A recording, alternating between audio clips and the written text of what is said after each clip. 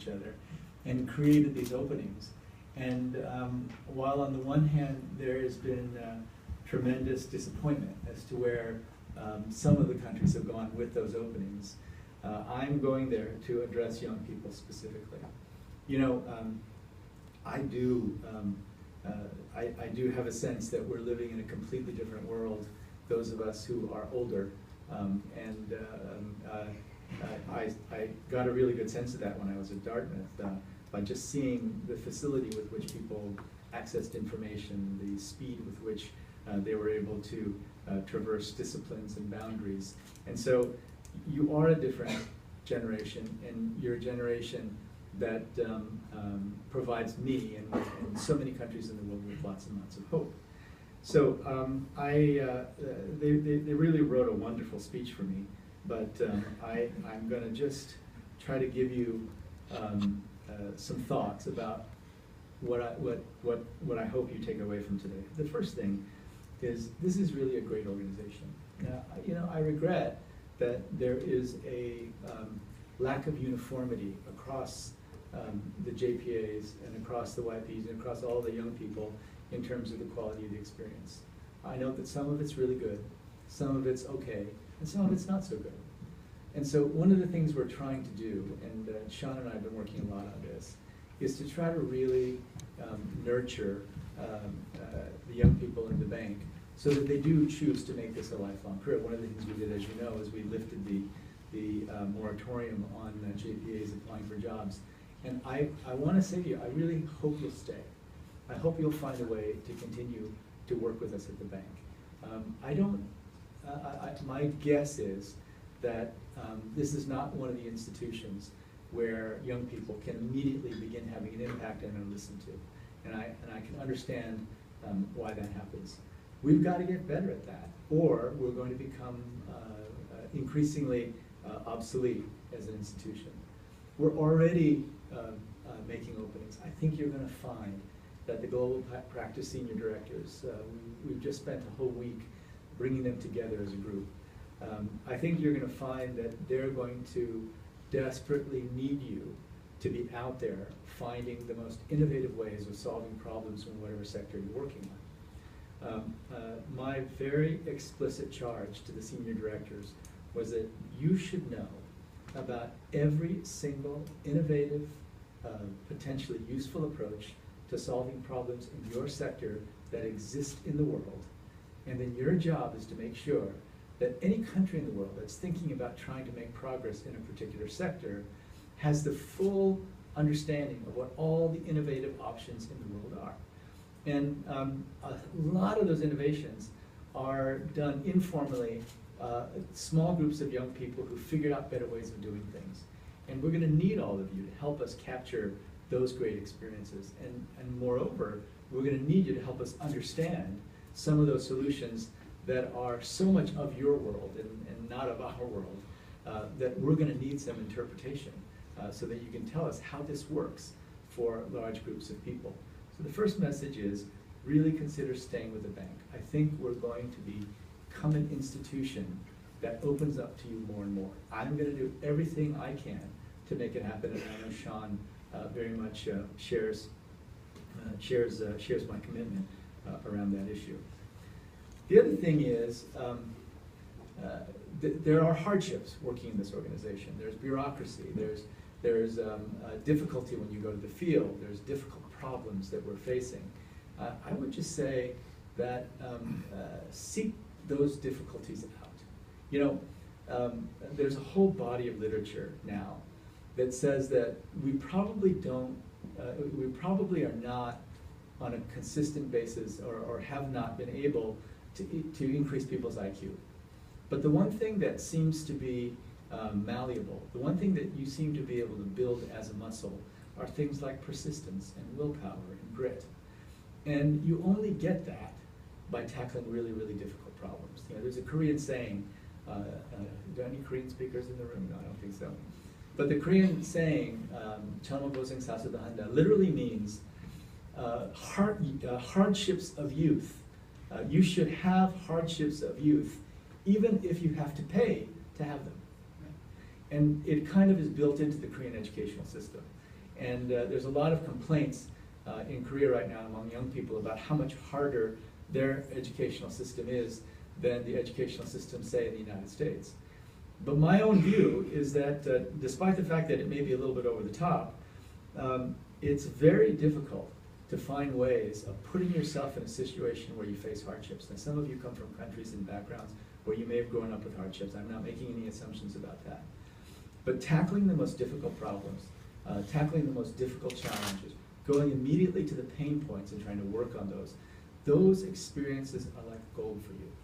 Those are the experiences that are going to help you build this resilience, this willpower, this grit muscle that actually builds like a muscle over time. This is what the great psychological researchers have shown, that by giving specific exercises to people, they actually can build up like a muscle their willpower over time. So at a young age, there's no question that you're continuing to learn. You're learning new skills. You're learning new analytical methods.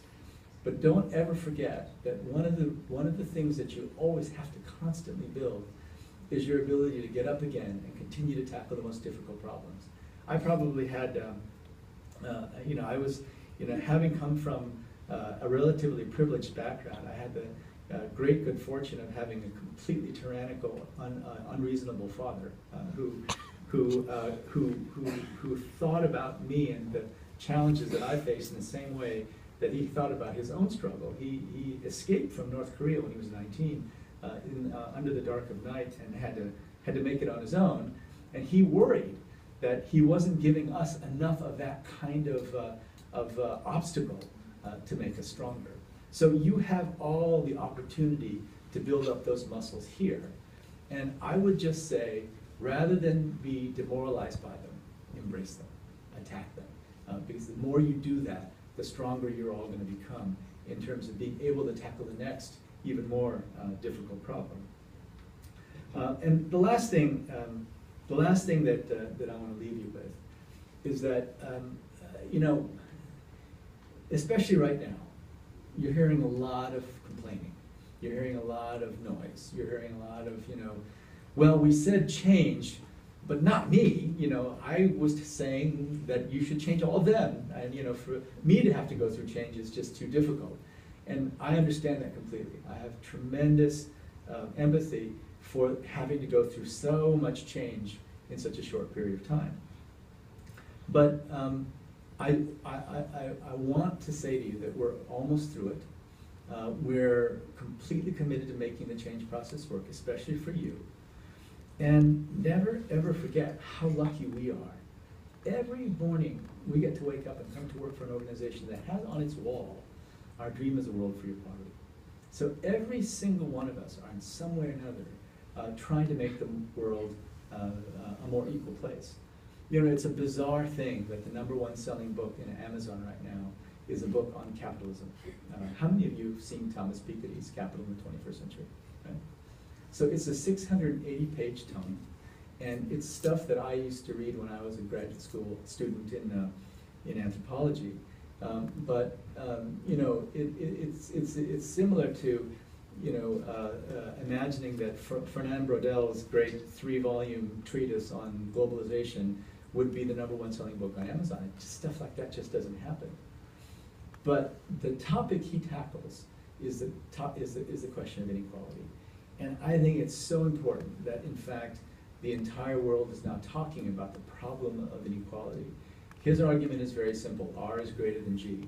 The return on capital is going to be higher than the growth of the economy, and therefore people who have control of capital will always get richer at a faster rate than people who are simply working for a living. And so now that he's raised this question, he also put into his book one little sentence, and it's really actually 2 sentences. It's 2 sentences, and he doesn't pick it up after he throws what I think are bombs. He argues in his book that the only 2 things that have ever naturally led the world toward convergence, meaning lesser inequality, is the diffusion of knowledge and investment in people's skills and productivity. So I actually called him, Thomas Piketty, and I said, You only have one paragraph talking about this.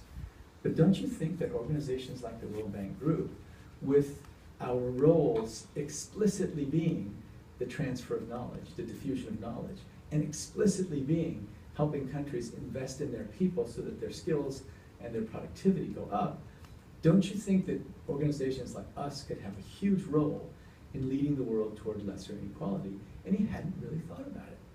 He was intrigued, but he had, his recommendations were, one, to have a global tax on wealth, right? And any of you who are in the financial world know that that's going to be a while, that the wait's going to be a little while before we see a global tax on wealth. And the other was that you should have 75% tax rates for the wealthiest. And France is right now the only country, even Sweden doesn't have tax rates that high. And I don't think that's going to happen soon either. So in my view, if his analysis is correct, and I don't see very many people disagreeing with that part of his analysis, then you have the opportunity to work for an organization that not only every day fights poverty, but every day we wake up and we get to be the people that, by spreading knowledge from one place to another, by encouraging countries to invest in their people, by always talking about inclusive growth, we have the opportunity to be the premier organization in the world that leads the world toward this convergence that now seems to be on everybody's lips. So stick with us, tackle those most difficult experiences, build up your own willpower, build up your own grit, and be grateful that we really are every single day working to end poverty and boost shared prosperity. I unfortunately have to go right now. I was going to participate in the ceremony of handing the awards out, but we got a little bit late getting started here, and I have to go take a phone call right at 3:30. But I want to thank all of you for the work you do. I want to thank all of you for putting up with sometimes the difficulty of working in a large bureaucracy like this. But I want you all to know that we value you. We want you to stay with us. We want you to find a way of continuing to engage in this particular struggle, and celebrate the fact that we all get to work every day on poverty and shared prosperity. Thank you.